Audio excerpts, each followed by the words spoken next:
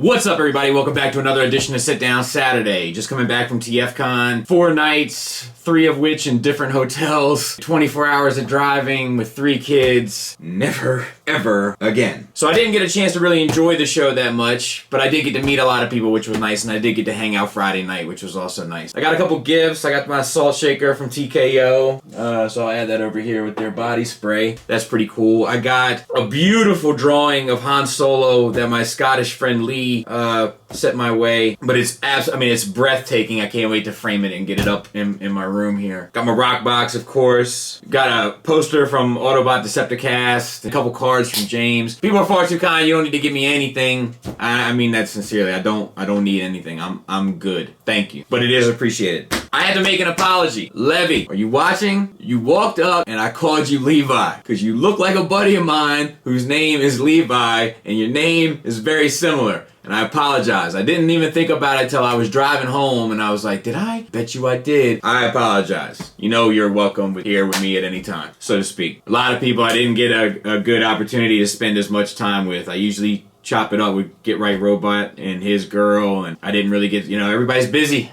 It's busy. Fan ownership, though, that's a good thing. We're busy because we got stuff to do. So, before we get started, there's one last thing I gotta say about this Beast Wars conversation, and then I really think I'm done this time. My issue is not that he turns into a monkey. My issue is not the change in that regard. Has nothing to do with it. If you think that's why I take issue with Beast Wars, a show that I said is great in that video, you didn't get it. And I'm sorry, maybe we can meet at a con and I can talk to you one-on-one about why I feel that way and maybe help better explain myself. It has nothing to do with the fact that they turn into animals. Nothing. If you think that, you didn't get it. And that's fine. There's been plenty of jokes throughout my life I haven't got. Sometimes I laugh about them a week later. Maybe that'll be the situation with you.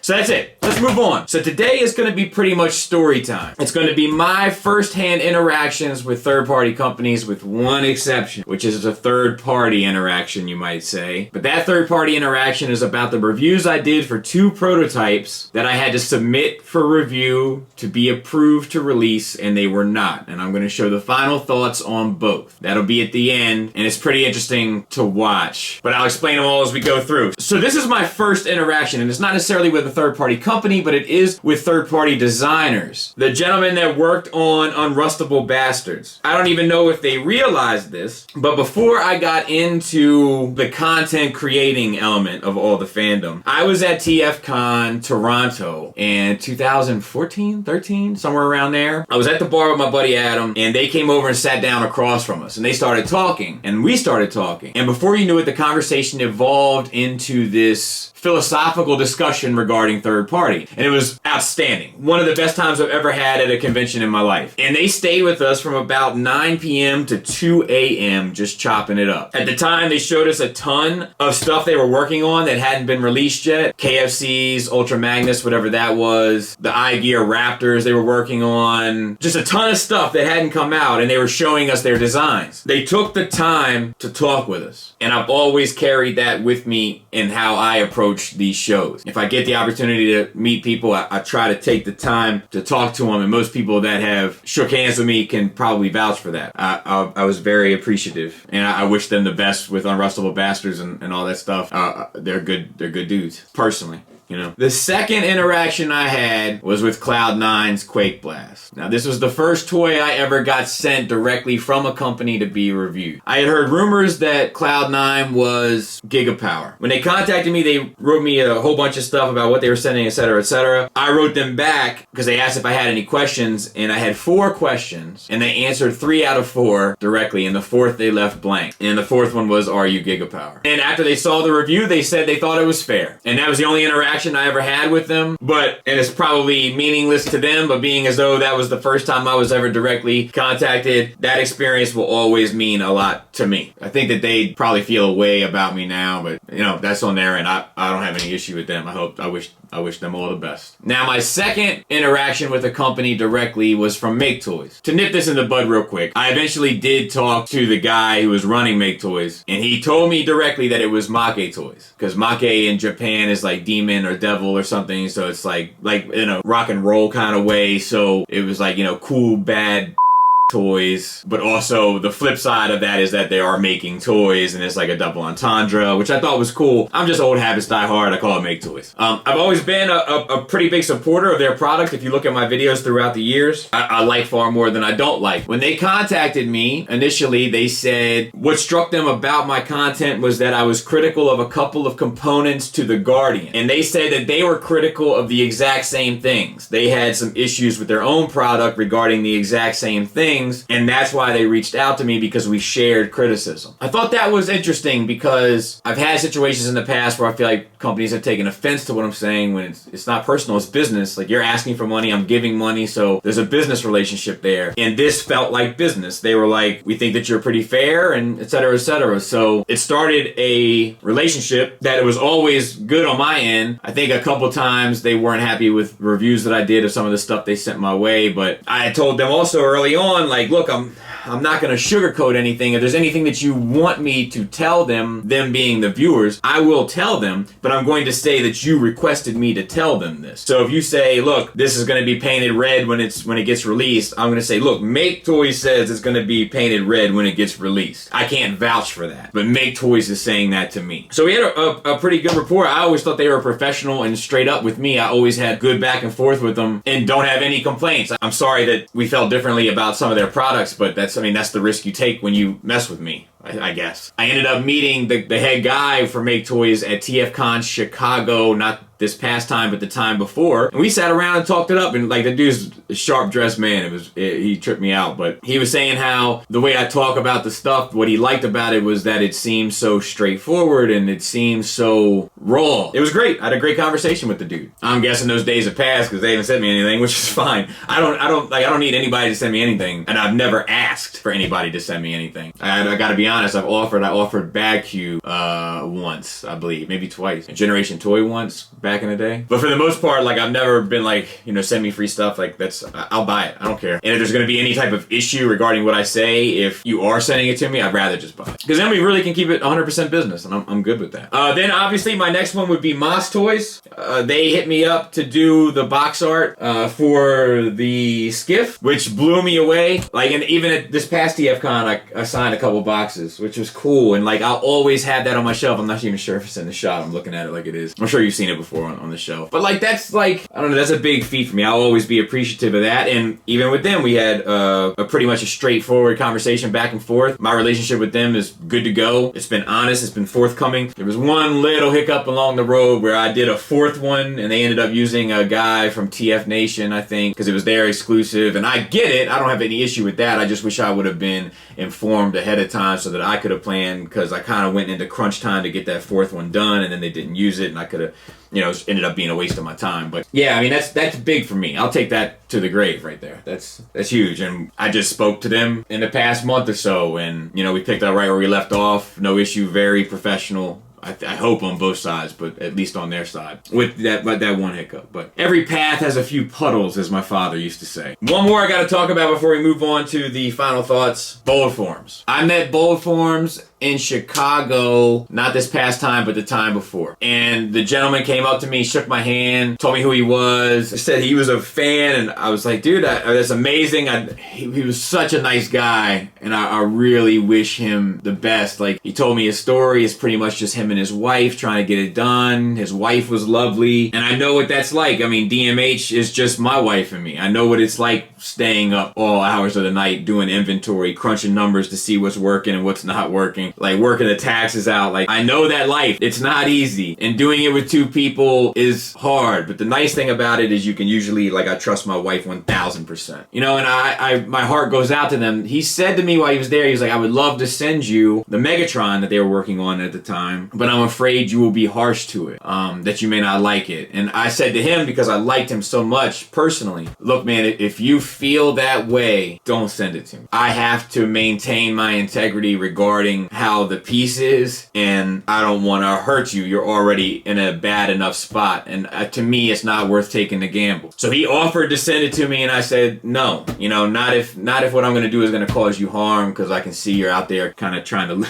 live your best life. But they were wonderful folks. Class act, for sure. Now, the last one, the money shot, so to speak. You all know I have a relationship with Hung with 215 Toys, which is no more, sadly. Rest in peace to 215. They're out of here. And I just talked to him recently, for those that are concerned. He said that it's the best decision he ever made. His stress levels way down and enjoying life, and I wish him the best. He had a relationship with Keith of KFC. Keith had sent him prototypes: Reflector, Beachcomber, Dicka, Blitzwing. The idea here was that Hung was going to send them to me. I was going to do a review of the prototypes. I was going to send it to Hung. Hung was going to send it to Keith. Keith would have to put his stamp of approval on it, and then the video would get released. Now, the way I approached these, because this was new to me, was I'm not going to talk to the viewers. It's going to be me talking directly to the designers, manufacturers, and CEOs, for lack of a better term. Because obviously that thing isn't ready to go to market 100% yet. So it's no sense in telling the viewers what's good and what's bad about it. I need to be telling you. It's you that I need to be addressing and praising. So I opened up the Reflector, I took it out. It was too early. It was far too early in the stages to mess with, and it was just going to be a disaster. The video would have been a disaster. There was no way for a good review to come out of that. Now, ironically, I ended up liking their Reflector set a fair bit. Their Beachcomber and Blitzwing both were far more close to being completed. So I reviewed both in the sense of talking to them, and I didn't even do, I don't think I did like pros and cons. I did like recommendations and something else. Like I called it something else because it was a different type of conversation. And there's a couple things that are interesting about it. So we'll start with Beachcomber because that was the first. I didn't have any problems on the prototype with the male-female pins they were using at the time, but I did on the finished version. One of the things I did point out in the prototype was that it needed more paint, and we ended up getting more paint. That may have been planned all along. I'm not saying I had anything to do with that, but that was nice to see from my end. The other thing I pointed out was that they needed some sort of ratcheting system in the knees. They didn't fix that really, and that's still an issue on the final one. They ultimately didn't approve the review of the prototype. So here's my final thoughts of it now. I think there is promise here. I think this is an improvement from what I'm used to dealing with KFC or X-Transbots. I think we can tighten up some of these joints. I think we can keep the pins away from some of the ends, especially here. That part is, that pin specifically is awfully close to the edge of that white plastic. And I think that the ratchets in the knees are a necessity because of the amount of weight on his back. I think you throw some paint on it, the plastic feels better, but I think it could feel even better. And if the materials, the paint, a couple ratchets were thrown in, the pins were shifted a bit, and some of the clearances, like with the shoulder tires, especially, I think it was this one, I can't remember now. I think it could be a really high quality product if it just felt a little bit more secure kind of all the way around. These white pieces here, if the tabs were a little bit longer to kind of really plug into that black chest. Yeah, I think it has a lot of promise. It's just, I think it's what you guys do in the ninth inning. Now the next one was Dicka. Now what's interesting about this one, I don't know if you'll be able to hear it in any of the final thoughts, but listen to the difference in the ratchets of the knees. The ratchets on the knees of the prototype were so much better. They weren't like those little ratchets, and they held that figure up. The figure had balancing issues because of all the weight on his upper body, but the knees didn't fail, which was a problem with the finished piece. I recommended paint and stuff, and I think they ended up going with colored plastics. It ended up still looking better at the final version, but not as good as it could have. Obviously, this prototype review was also shut down, but they should have approved this one because the one they got was worse. Cost-wise, let me get my recommendations out of the way. I think that the tabs in the back that connect these two pieces need to be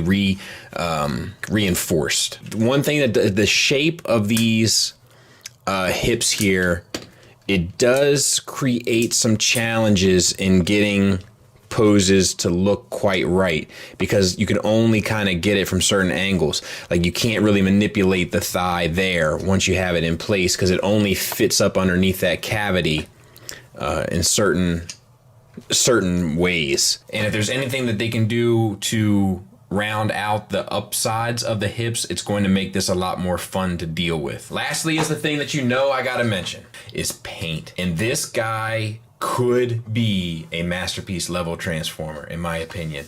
But it would need that purple finish and that beige finish. And I think that would do it. I don't even think you need the white. Just the purple and the beige. If they could coat that and get it to stick, I think they would have a true masterpiece aesthetic on their hands. So that's fine. So that's fine. So that's fine. So that's fine. Also, fun fact, I know that Hung is raffling off those two pieces, the Beachcomber and the Dicka, in a Facebook group, I think. Not this weekend that you're watching this, but the following weekend. It's in a Facebook group. You have to ask around, get involved in the community, and find out where it's at. Just ask some buddies. I'm sure the information will eventually pop up. I think tickets are pretty cheap, but you can win one for cheap. A little piece of third-party history. So I hope that was interesting. A little peek behind the curtain. I got a lot of people coming up to me at TFCon saying, man, Sit Down Saturdays is my favorite thing you do at the moment. So I'm going to try to do them every week. I know I've always said don't expect them every week, but it is my goal to do them every week. I can't promise that, but it is my goal. So that's a little story time with Skullface, trip down memory lane regarding my interactions with third-party companies. All the ones I can remember anyway. If I can think of other ones, maybe I'll do a part 2 sometime. And I have something interesting to talk about next Saturday regarding... I think I'll be interested in how it turns out. Thanks for listening. Thanks for watching. Until next time, take care.